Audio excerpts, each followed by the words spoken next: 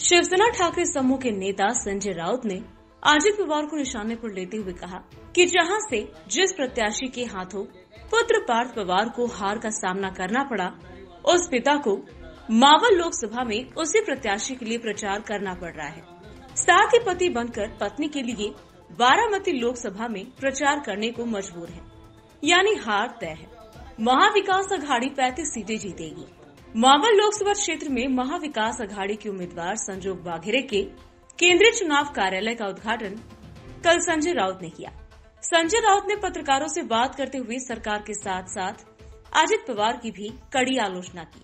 चुनाव आयोग भाजपा की मानक शाखा बन गया है। प्रधानमंत्री नरेंद्र मोदी सरकारी एजेंसियों के दुरुपयोग को बढ़ावा दे रहे हैं, लेकिन चुनाव आयोग उनके खिलाफ कोई कार्रवाई नहीं करता। संजय राउत ने नरेंद्र मोदी की भी आलोचना की है। संपूर्ण महाराष्ट्रामध्ये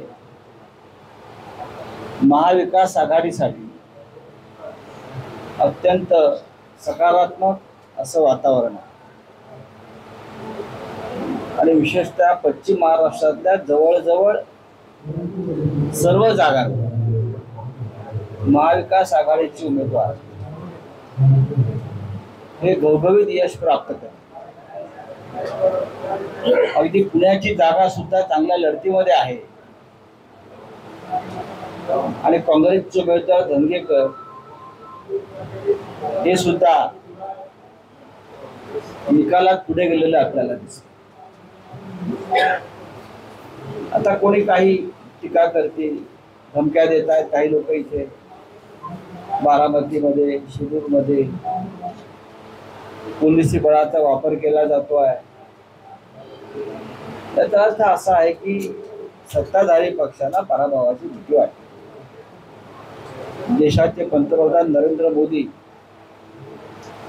यांनी बहुतेक प्रत्येक मतदारसंघामध्ये आता आपलं घरच घेतलेलं आहे महाराष्ट्रात। त्यांना देशात दुसरं काही विशेष काही काम राहिलं असं दिसत नाही।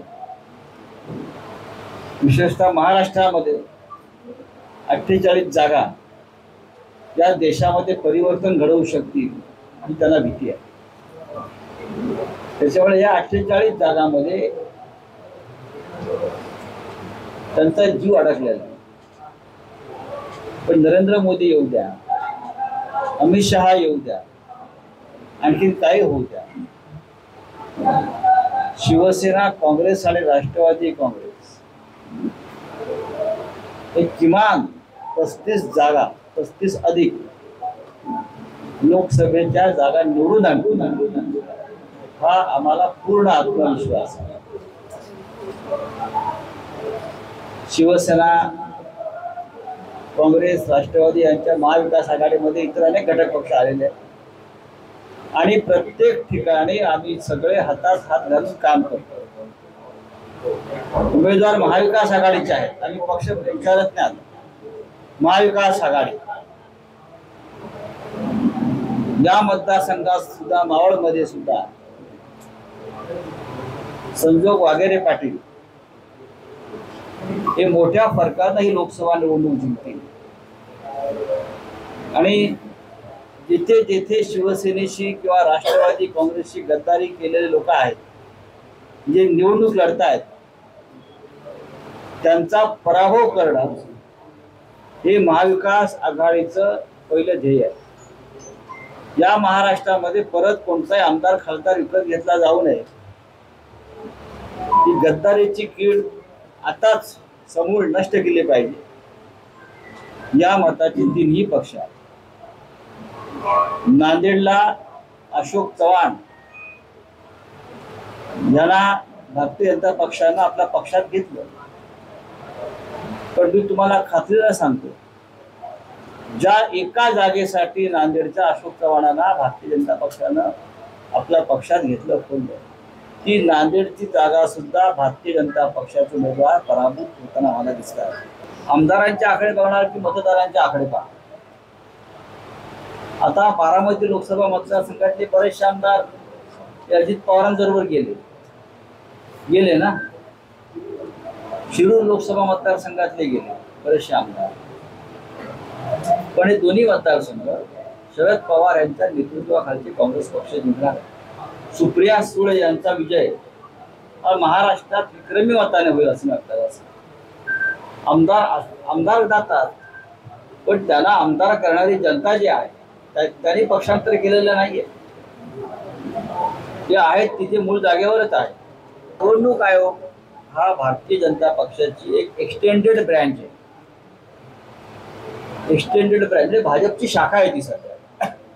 ईडी, सीबीआय, निवडणूक आयोग या एकेकाळी निष्पक्षपणे काम करणाऱ्या संस्था होत्या, या संविधानिक संस्था आहेत. पण गेल्या 10 वर्षामध्ये निवडणूक आयोगाचं खासगीकरण झालं. ही संस्था भाजपा चालवतात. या संस्था तुम्ही त्यांच्याकडनं काय अपेक्षा करता? नरेंद्र मोदी हे या क्षणी प्रधानमंत्री नाही.